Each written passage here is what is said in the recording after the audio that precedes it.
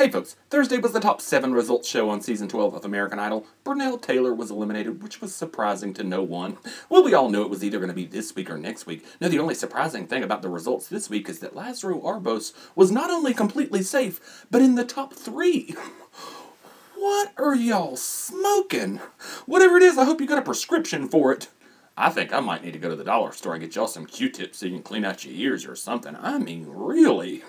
Obviously, a good portion of America has been sipping on that crack juice that Nicki Minaj mentioned on Wednesday night. There is just no good way to explain it. Now, a lot of people have been saying that he's been getting pity votes because Jimmy and the judges have been hard on him, but the judges were easy on him this week, and we didn't even hear from Jimmy until the results were in. And now he's ranking higher than he ever has, so obviously people just like him. Well, except the other contestants. Over 25 million votes this week, so says Ryan Seacrest. Now tell us how many viewers there were. They obviously don't want to talk about that since this Wednesday's episode was the lowest rated performance episode ever in the history of the show from what I read. Now, I know there's a lot of reasons for the ratings being down. A lot of people believe it's because there's too many singing shows on now, and that's got a little bit to do with it, but the other shows were around last season too, and ratings didn't take a nosedive like they're taking this year. Now, the biggest problem is that we've got boring contestants this year singing tired old songs and being judged by a panel of people that can't stand each other. Anyway, the group performance this week was the top 7 singing Somebody to Love. It's Lazaro's 3rd time singing a Queen song this week. It looked like he remembered all of his 3 or 4 words that he had to remember for this performance, though, so I guess it was okay. But what was those pants he was wearing? When he turned around, it looked like he was wearing a diaper. When the other contestants found out the results, they probably all needed a diaper, too. The top 7 got to play dress-up for this week's Ford Fiesta mission. The theme? Who's your idol? The contestants got makeovers for a photo shoot with looks inspired by their idols. Burnell's was Pharrell Williams, Lazaro's was Josh Groban, it was Mary J. Blige for Candice, Jessie J for Angie, Patsy Cline for Kree, Whitney Houston for Amber, well, there's the surprise of the century, and then Dolly Parton for Janelle. Girl, you're gonna need a hell of a lot more than a pair of high heels to look like Dolly Parton. Anyway, when it was all said and done, they all looked exactly like, well, exactly like they looked before, just with different clothes, so it was pretty much a waste of time. The first guest performance this week was from Season 9's Casey James singing his new song, The Good Life. I was a little bit surprised that they had someone on from Season 9. Last I remember, they were trying to sweep that season under the rug and pretend that it never happened. I guess it's been forgiven now. No, I thought Casey sounded better than I remember him sounding when he was a contestant on this show. Still a little Billy Goatish, but not as severe as it used to be. He also looks better than I remember him looking. I don't know, maybe it's this season's hot guy hiatus that makes him look better in comparison, but he sure was pretty this week. He almost didn't have a shirt to wear to the show, though. Well, apparently he forgot the one that he was planning to wear. What, does he fly naked? I don't know, but he had to go to the mall and buy a new shirt 30 minutes before showtime. Me and Carrie would not have minded if he had shown up without one. He also played Santa Claus to this season's contestants. He brought them gifts to remind them of their hometowns, but we never found out what they were. I don't know why Ryan Seacrest bothered mentioning the gifts and then left us hanging and didn't tell us what they were. Oh well. The second guest performance was from Carrie Underwood with her new single, See You Again. Well, she looked lovely as always. Of course, that kind of goes without saying, but I don't know, she didn't sound quite as pristine as she normally does when she's on. I don't know if she was backstage sucking helium or what, but something sounded really off with her this time, so I wasn't blown away. Maybe it was just the song, though. Okay, now on to the results. They did something new this week. This week we learned who the judges would have picked as their top 3. I don't know if this is supposed to be their weekly top 3 or their overall top 3. Keith Urban picked Angie, Amber, and Kree, although he said it was impossible to narrow it down to 3. Apparently it wasn't impossible, though, because he did it. Nicki also picked Angie, Amber, and Kree, but she didn't realize that her picks were going to be made public. What did she think was going to happen with this information that was asked of her? Did she think Nigel was just curious or actually gave a damn about her opinion? Randy Jackson also would have picked Angie, Amber, and Kree. If he's going to share a brain with Keith and Nicki, then why do we still need him? And Mariah changed it up. She picked Angie, Amber, and Candice.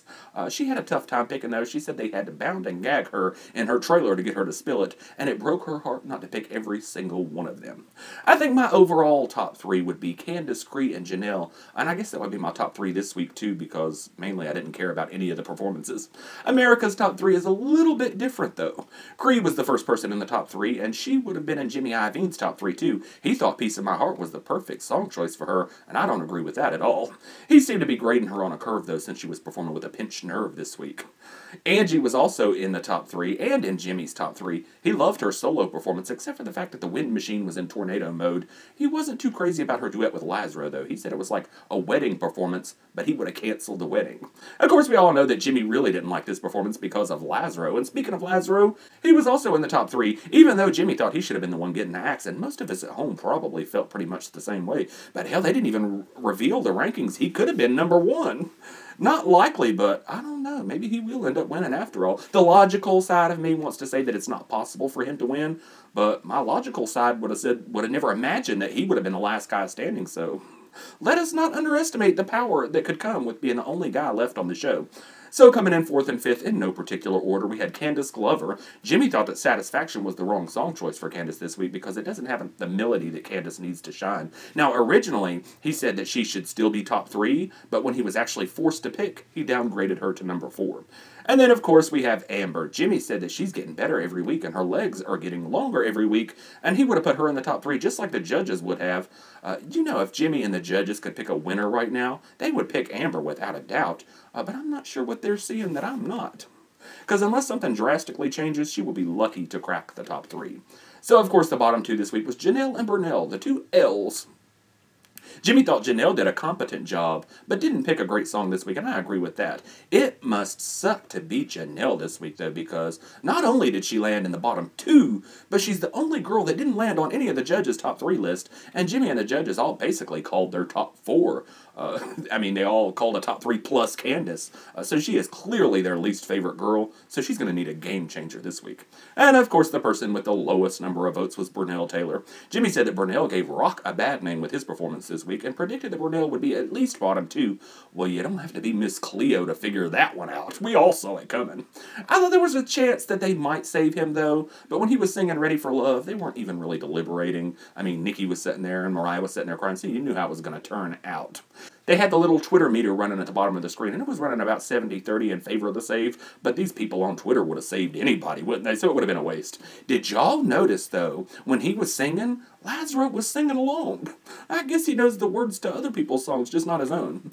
They did something else new after the show this week, though. They showed after-elimination clips during the 2 other shows that were on After Idol. It's Fox's lame attempt to get us to watch their other shows. I didn't watch them, but I did leave my TV turned on so I could catch the clips. They were pretty dull, though. There was a clip of Kree saying goodbye to Burnell, and a clip of Mariah, and a clip of Nicki Minaj in tears. Give me a freaking break. Now, they've been putting clips like this on the official site already, so we all already know that Nicki barely says goodbye. Even with Curtis, who was her favorite, she gave him a quick hug and then she was out. Now, suddenly, she knows they're going to be airing the footage, so not only does she stick around, she sheds a few crocodile tears. That woman is a total phony. Say what you will about Mariah Carey, at least she sticks around to give a proper goodbye to everyone, regardless of whether it's going to be aired or not. So, yeah, Nicki's a total fake. Burnell, though, I was reading interviews with him yesterday, and he was asked what was the most surprising thing about his experience on the show, and here's what he said. Being on the show and watching the show were 2 different things. It's so different. I always thought that, oh, we can pick any song we want to sing. We do get to pick our songs, but it has to fit into the themes. I was under the impression, no, we can pick our own songs whatever we want to sing. It's not like that. That was kind of surprising. Is he for freaking real? Maybe that's why he wasn't able to last longer than he did. He didn't even know how the show actually worked. The theme weeks have been around since, oh, I don't know, day 1? I can understand not knowing some songs or not knowing some of the themes, but to not even know that there are themes, obviously you've never really watched the show. I mean, and they audition in the summertime too, so I don't understand why they don't spend the rest of the year like learning the show like the back of their hand. If I auditioned for the show and found out that I was going to make it through in the summertime and had the rest of the summer and fall and winter to prepare, I would spend every week trying to learn a new song from a different theme just to prepare for the show. And I would know the show like the back of my hand. Of course, I already do. But then again, I'm not a singer, and I'm too old to audition. So anyway, that's it for this week. Leave me a comment and let me know if you thought the right person went home. If you thought the top 3 was right, which obviously most of you probably don't. And come be my Facebook friend, subscribe to my YouTube channel, and I'll see you folks next time.